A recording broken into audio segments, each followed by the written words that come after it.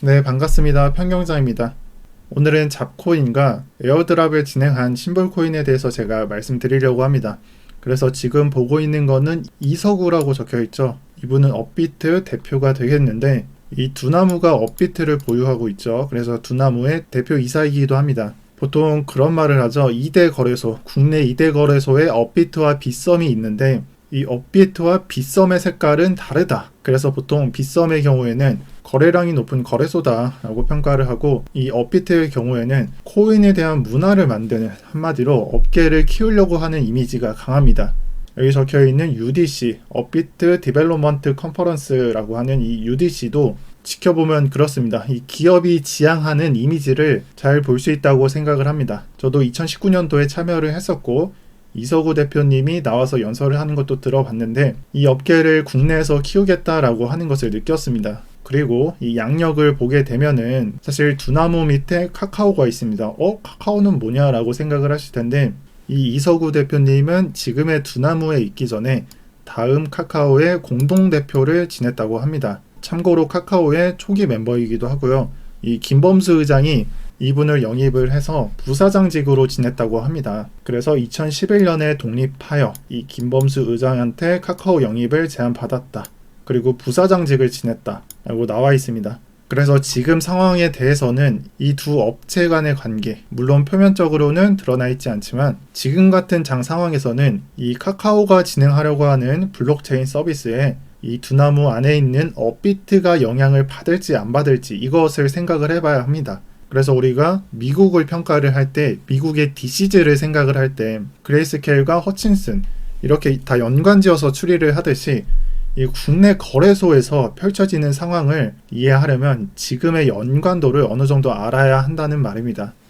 제가 조직도는 아니지만 이 연관된 그런 구조를 가져와 봤고, 위에는 업비트, 카카오가 적혀져 있습니다.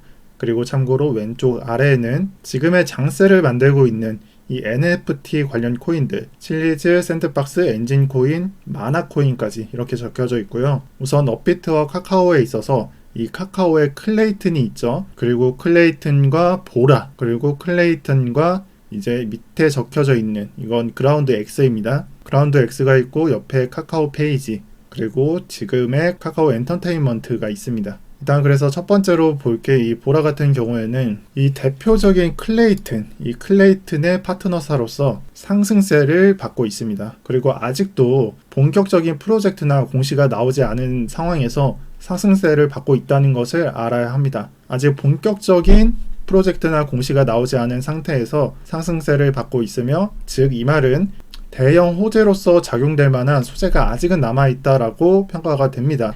그렇게 볼 수 있겠고, 이것을 두고 너무 이 관계가 확연하니까 지금의 NFT가 아닌가 이렇게 추측이 나오던데, 그 정도는 아닐 거라고 저는 생각을 하고요. 아무래도 이 보라 코인이 게임 관련 코인이다 보니까 이 게임 컨텐츠에 작용할 확률이 높다라고 생각을 하고 있습니다. 이거는 디카르고, 이 디카르고가 배송 관련 코인이면서 이 카카오페이의 배송 서비스에 이용된 것을 보면은 잘 알 수 있습니다. 참고로 VC 같은 경우에는 벤처 투자, 그래서 카카오 인베스트먼트에서 진행한 투자건이다라는 것을 본다면 이렇게 활용도가 있는 코인들은 쉽게 쓰일 수 있다라는 말이 되겠습니다. 그리고 그 밑으로는 클레이튼의 밑에 카카오 페이지가 있죠. 그리고 이 카카오 페이지는 얼마 전에 이 픽션 네트워크의 개발사 배틀 엔터테인먼트를 편입했습니다. 그러니까 자회사로 편입을 했습니다.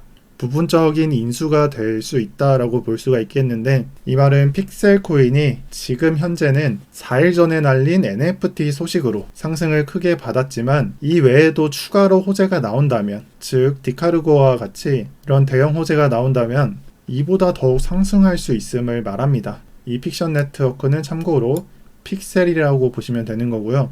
제가 말씀드렸듯이 이 공시는 단 한 번만 나오지가 않으니까 이것을 적극 참고를 해주시고, 이게 코인이 보통 공시 맛을 보면은 여러 번 내는 게 코인판이고요.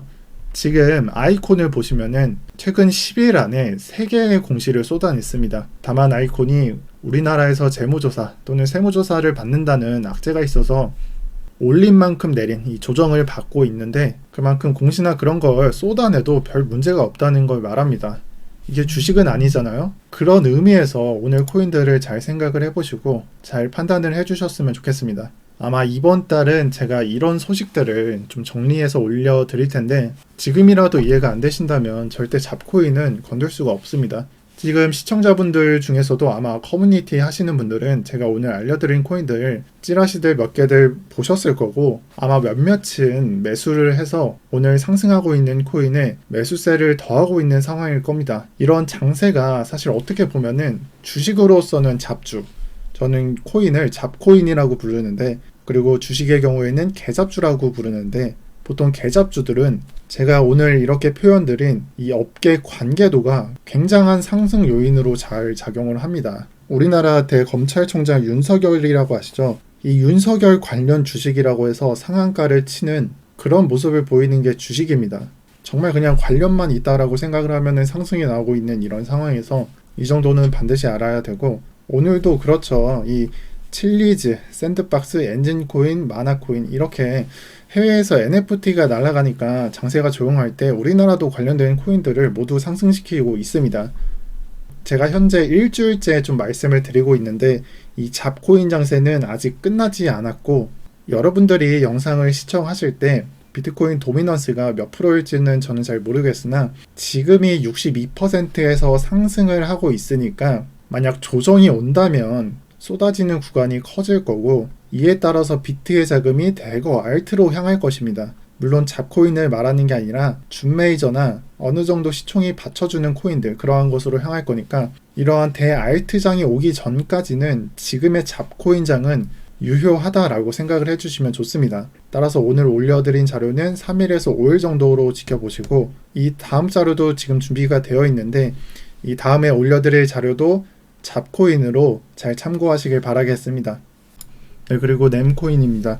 자, 넴코인은 해당 블록 높이에서 에어드랍을 진행한다는 소식을 알렸었습니다. 그리고 원래 9시 50분이었던 일정이 사실상 블록 높이가 확보되지 않음에 따라서 점심시간으로 변경이 되었고 그리고 여기에 더해서 넴 오피셜이라고 하는 넴의 트위터에서 우리는 해당 높이에서 에어드랍을 진행하겠지만 이 스냅샷이라고 하는 놈은 360블록 그러니까 약 6시간 뒤에 완성이 되며 이때까지 들고 있어야 에어드랍을 진행하겠다 라고 밝혔습니다. 여기 보면은 will not consider snapshot이라고 나오죠. 그래서 6시간 뒤까지 보유해야 하냐 아니면은 그냥 스냅샷 기준으로 찍느냐 여기에 대해서 엄청난 혼란을 빚었고 결국 넴은 해당 댓글에 나온 것처럼 내가 본 마케팅 중에 가장 최악의 마케팅이다.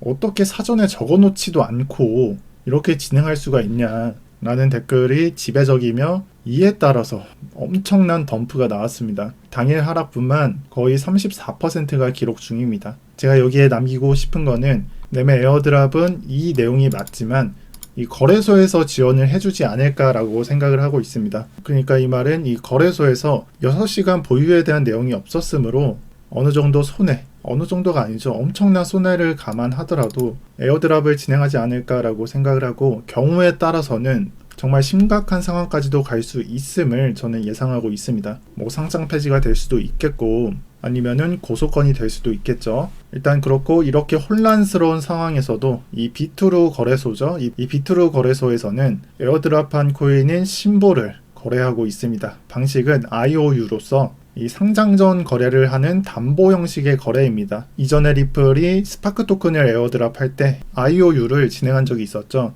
저는 이 거래소에서 장난질을 많이 친다라고 생각을 하는데 현재 심볼이 약 700원에 거래가 되고 있습니다. 그리고 이걸 보고 제가 말씀드리고 싶은 건 사실 심볼 코인이 상장되면은 700원에 거래된다는 내용이 아니라 이 그때가 되면은 지금의 거래량보다 아마 몇백 배의 거래량이 터질 테니 그리고 그건 대부분 매도 물량이겠죠. 이 700원이 아닌 몇십 원의 상황이 될 겁니다. 아무래도 넴코인의 개수가 많고 1대1 거래로 에어드랍을 진행했으니까 지금의 에어드랍을 받으신 분들은 나 이거 상장되면은 700원이다 라고 생각을 하지 마시고 이 내용 참고하셔서 나중에 실망하지 않으시길 바랍니다. 해당 거래소에서는 이 거래량이 그렇게 많지 않은 상태임을 제가 강조드리겠습니다. 따라서 앞으로도 이런 사이트들 조심하시고 제가 오늘 잡코인들을 정리해 드리면서 전체적인 내용을 정리 드린 적이 없어서 여러분들께 말씀드리고 싶은 게 있는데, 지금 현재 상승하고 있는 이런 코인들보다 현재 업비트에는 180개, 약 180개의 코인들이 상장되어 있고, 이 코인들 중에는 상승한 코인들도 있고 아직은 상승이 덜한 코인들도 있습니다. 그래서 상승이 덜한 코인들 지켜봐 주시고, 특히나 19년도나 20년도에 상장된 코인들을 잘 지켜보시는 게 좋습니다. 여기에 추가로 오늘 말씀드렸던 코인들도 주목해 주시고요. 아마 이런 코인들이 계속해서 바뀌면서 지금과 같은 상승장을 이어갈 겁니다. 이 세 가지 특징들 참고해서 오늘부터라도 매매하신 다음에 수익화 해주시고, 만약 다음 내용이 궁금하다, 그러니까 나는 영상에 나오는 다음 내용이 궁금하다고 생각하시는 분들은 댓글에 편경정방 들어오셔서 이런 소식들 미리 받아가시길 권해드립니다. 그럼 영상 마치겠고요. 다음에 정리되는 코인들도 기대해 주시길 바랍니다. 오늘도 편경장이었습니다. 좋은 주말 되세요.